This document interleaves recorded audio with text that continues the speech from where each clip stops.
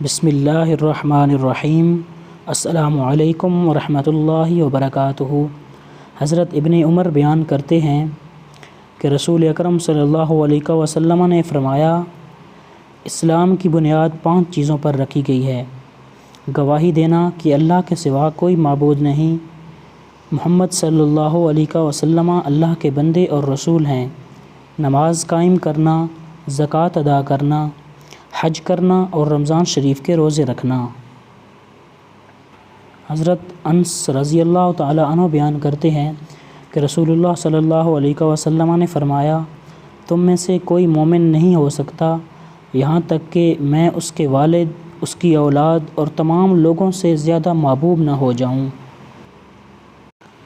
حضرت انس رضی اللہ تعالی عنہ بیان کرتے ہیں کہ رسول اللہ صلی اللہ علیہ وسلم نے فرمایا، جس شخص میں 3 خصلتیں ہوں اس نے ان کے ذریعے ایمان کی لذت و حلاوت کو پا لیا۔ جس کو اللہ اور اس کے رسول سب سے زیادہ محبوب ہوں، جو شخص کسی سے محض اللہ کی رضا کی خاطر محبت کرتا ہو، جو شخص دوبارہ کافر بننا اس کے بعد کہ اللہ نے اسے اس سے بچا لیا اسے ناپسند کرتا ہو، جیسے وہ آگ میں ڈالا جانا ناپسند کرتا ہو۔